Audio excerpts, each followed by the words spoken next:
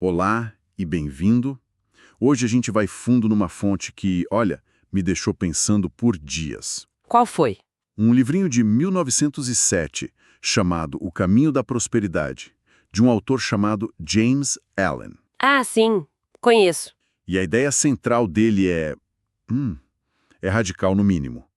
Ele basicamente diz que tudo no nosso mundo exterior, A nossa saúde, nosso dinheiro. exato, nossos relacionamentos, tudo isso é um espelho perfeito do nosso mundo interior.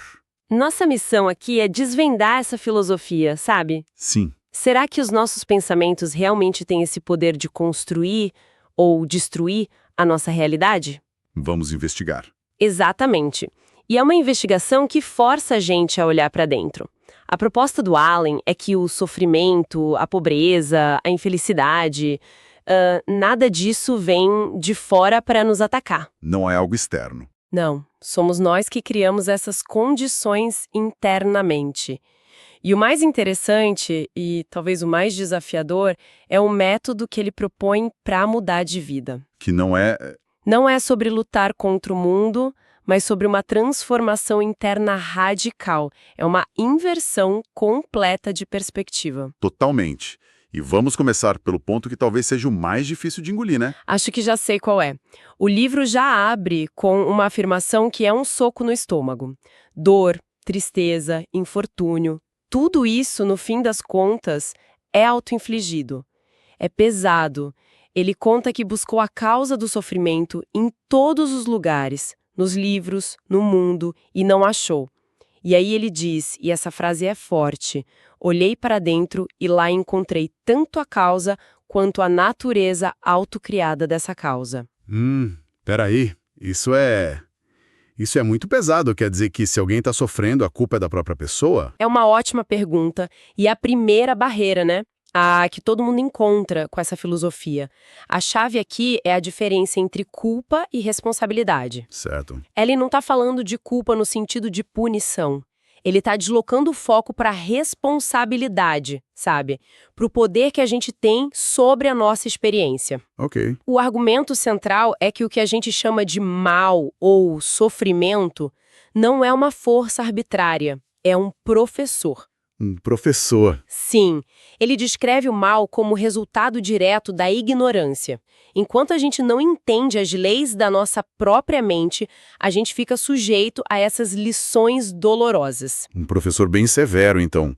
Mas como funciona essa lição na prática? Ele usa uma analogia que deixa isso muito claro. Imagina uma criança pequena que toda noite chora e faz birra porque quer brincar com a chama de uma vela. Aham. Os pais dizem não, mas a criança insiste. Um dia ela consegue esticar a mão e toca no fogo. Ai. Ela se queima, grita, chora, a dor é intensa. Mas, a partir daquele momento, a lição foi aprendida.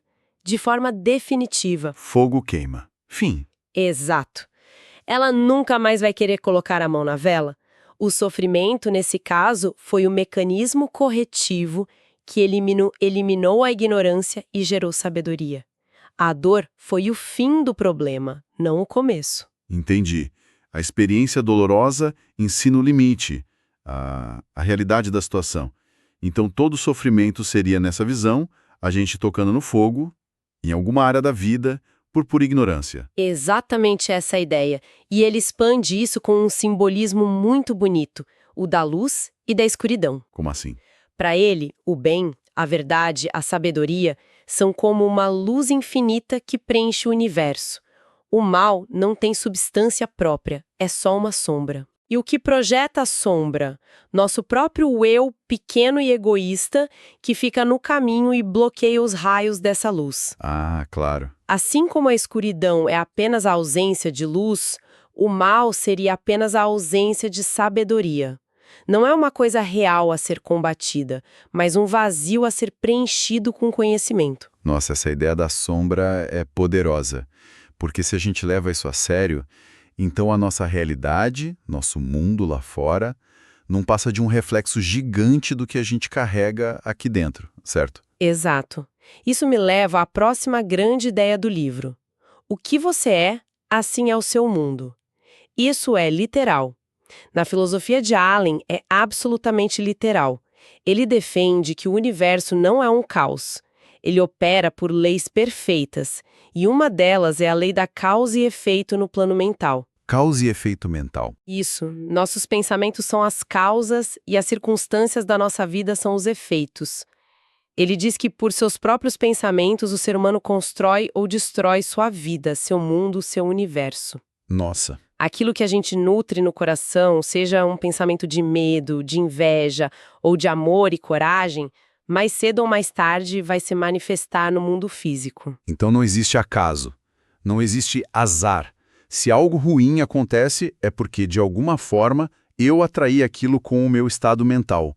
Isso continua sendo uma pílula difícil de engolir. É o ponto mais controverso, sem dúvida. O que a fonte sugere é uma lei de atração mental, quase como uma gravidade, sabe? Uma gravidade. Uma mente que cultiva pensamentos impuros, egoístas, críticos, estaria, segundo ele, gravitando com precisão infalível em direção ao infortúnio e à catástrofe. E o contrário também. E a prosperidade. Cada um atrai o que é seu por direito vibracional, digamos assim. Uhum. Nada pode nos acontecer que não tenha uma correspondência com o nosso estado interior. Ok, isso na teoria é fascinante. Mas o livro dá algum exemplo prático do mundo real para ilustrar isso? Porque senão fica muito abstrato. Sim, e é um dos exemplos mais marcantes. Ele conta a história de 2 homens que, no mesmo dia, perderam todas as economias da vida porque o banco onde guardavam o dinheiro faliu. Nossa, que situação. O primeiro homem ficou devastado. Entregou-se ao desânimo, à raiva, à lamentação. Passava os dias reclamando da injustiça, se sentindo uma vítima. O que é compreensível, eu diria. Totalmente. E o resultado é que ele se afundou na pobreza e na amargura. E o segundo homem? O segundo, ao ler a notícia no jornal, ficou em silêncio por um momento e depois disse com calma: "Bem, o dinheiro se foi. Preocupação não vai trazê-lo de volta, mas o trabalho duro vai." Uau, que mentalidade! No dia seguinte, ele já estava procurando novas oportunidades, voltou a trabalhar com uma energia renovada e, em poucos anos, não só recuperou o que perdeu, como prosperou ainda mais. A circunstância externa foi idêntica. Idêntica, um desastre. Mas o resultado na vida deles foi completamente oposto. Isso prova o ponto central, né? O poder não estava no evento em si, na falência do banco, mas na mente de cada um, na forma como eles reagiram. Exatamente, o evento foi o mesmo, mas um o vestiu com pensamentos de desespero e se tornou uma vítima. O outro o vestiu com pensamentos de resiliência e o transformou em um recomeço. Incrível. E o que é fascinante é que, mais de um século depois, a psicologia moderna chamaria isso de locus de controle. Locus de controle. O primeiro homem tinha um locus de controle externo, ele era uma vítima. O segundo tinha o locus interno, ele se via como o agente da sua própria recuperação. Allen estava descrevendo um princípio psicológico fundamental antes mesmo do termo existir. Faz todo sentido. E isso se estende para tudo, né? A pessoa desconfiada acha que todo mundo é suspeito. A pessoa mentirosa acredita que ninguém é totalmente honesto. O mundo lá fora é um espelho. Tá, então a gente estabeleceu essa base. O sofrimento é uma lição e o mundo é um espelho. Mas aí fica a pergunta: como a gente sai disso na prática? Certo. Se alguém está, por exemplo, num emprego com um chefe tirano ou vivendo na pobreza, o que a filosofia do livro diria para essa pessoa fazer? A culpa é dela por estar nessa situação? Novamente, a palavra não seria culpa, mas correspondência. A pessoa está acorrentada àquelas circunstâncias porque o estado mental dela, de alguma forma, corresponde a elas. Corresponde como? Talvez um sentimento de não merecimento, de fraqueza, de revolta. E a saída, segundo o livro, não é lutar contra o chefe ou contra o sistema. É uma melhoria interna. Melhoria interna. O texto é muito, muito direto, quase brutal. Pare de reclamar e se lamentar. Nossa. A causa da pobreza não está fora. Está dentro. E é lá que está o remédio. Reclamar só aperta as correntes. Pare de reclamar. É um conselho duro. Mas, e depois? Qual é o primeiro passo prático depois de parar de se queixar? É começar a se construir por dentro, mudar a perspectiva, e os conselhos são surpreendentemente concretos. Por exemplo, Por exemplo, se alguém mora numa casa pequena, suja, e sonha com uma casa bonita, o que essa pessoa deve fazer? Segundo Allen, ela deve começar transformando a casinha atual num pequeno paraíso. um pequeno paraíso. Mantê-la impecavelmente limpa, cuidar dela com amor. Se não tem dinheiro para um tapete, ele diz algo poético. Forre os cômodos com sorrisos e boas-vindas presos com pregos de palavras gentis. Essa imagem é muito forte. É sobre enobrecer o presente para se tornar digno de um futuro melhor. Exatamente. Não é sobre esperar ter a casa dos sonhos para ser feliz, mas ser feliz agora para atrair a casa dos sonhos. É isso. É exatamente essa lógica. O mesmo princípio se aplica a outras áreas. Falta tempo. A sugestão é aproveitar ao máximo cada minuto livre que se tem. Em vez de reclamar. Isso, e em vez de desperdiçá-los em futilidades ou reclamações. O empregador é cruel e injusto, em vez de revidar com a mesma moeda. Que é o instinto, né? Claro. Mas o conselho é retribuir com paciência, com gentileza, usando aquela dificuldade para fortalecer o próprio caráter, a própria força mental. Ok. A ideia é que, antes de reclamar de ser escravo de um chefe, a pessoa precisa parar de ser escrava de si mesma, dos seus próprios pensamentos reativos, sabe? Entendi. Escrava dos próprios desejos servis por aprovação ou conforto. Isso. Mas essa parte sobre o chefe me pega, porque a reação natural é querer justiça, é lutar contra a opressão. A proposta do livro soa quase como passividade, como aceitar o abuso. Eu entendo essa leitura, mas o foco dele é diferente. Não é sobre passividade, é sobre maestria interior. Maestria interior? Ele argumenta que enquanto você for dominado pela raiva, pelo ressentimento, pela vontade de revidar, você está dando todo o seu poder para o chefe. Ele controla suas emoções. Certo. Ao escolher responder com paciência e dignidade, você retoma o poder. Você se torna inabalável. E a partir dessa posição de força interior, a circunstância externa tende a mudar. Como? Ou o chefe muda o tratamento, ou uma nova oportunidade de trabalho aparece. A mudança interna precede a externa. Você primeiro conquista a si mesmo, para depois conquistar a condição adversa. Ok, faz sentido. É uma estratégia de dentro para fora. Isso nos leva a uma questão final e fundamental. O que é, então, a verdadeira prosperidade para James Allen? Certo.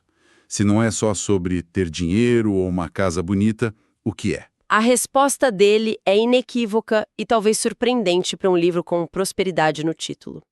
A verdadeira riqueza é a virtude. Virtude? O alicerce de toda prosperidade duradoura é um caráter virtuoso. Ele até admite que pessoas desonestas, egoístas, podem ganhar muito dinheiro, mas ele descreve essa riqueza como transitória e febril. Como um castelo de cartas. Exato. Inevitavelmente, segundo ele, essa riqueza se esvai e a pessoa retorna à pobreza, talvez não nesta vida, mas no ciclo de causa e efeito para aprender as lições que se recusou a aprender. Então, o dinheiro seria apenas um efeito colateral de uma causa muito mais profunda, que é o caráter da pessoa. Exatamente. O dinheiro e os bens materiais são o efeito. A causa é o estoque de virtude que a pessoa acumulou na alma. Entendi. E tem um ponto muito interessante que ele aborda, que é sobre aquele desejo comum de ficar rico para poder fazer o bem. Muita gente diz isso, né? Sim, é um clássico. Ah, se eu ganhasse na loteria, eu ajudaria tanta gente. Isso. E o que o livro diz sobre isso? Ele desafia essa motivação de forma bem direta. Como? Ele pergunta se, na maioria das vezes, o desejo real por trás dessa frase não é um amor pela popularidade, uma vontade de ser visto como um grande filantropo. Uma questão de ego, pode ser. O argumento dele é o seguinte: se o seu desejo de fazer o bem é genuíno, você não precisa esperar ter dinheiro.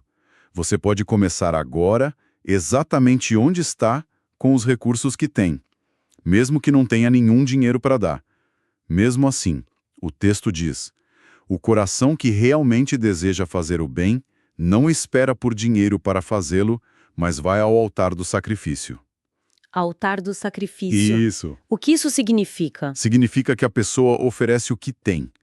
Talvez o que ela tenha para oferecer seja um sorriso, uma palavra de conforto, seu tempo para ouvir alguém, o sacrifício dos seus próprios impulsos egoístas em favor de um ato de gentileza. Aham.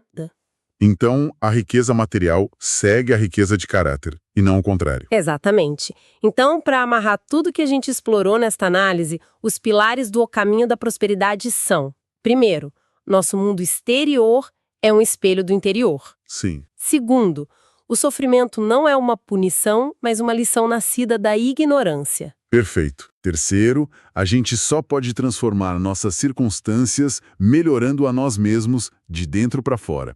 E por último, a verdadeira riqueza, a base de tudo, é a virtude. É isso. E o livro fecha com uma ideia muito poderosa.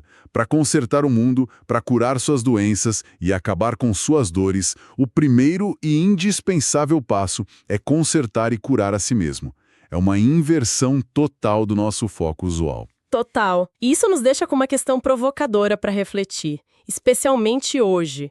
Em uma época em que estamos tão focados em soluções externas, em mudar políticas, sistemas, governos, em protestar contra o que está fora, qual é o verdadeiro lugar e o poder real dessa transformação profundamente pessoal e interna que um filósofo de mais de 100 anos atrás defendia como sendo a única origem de toda mudança duradoura?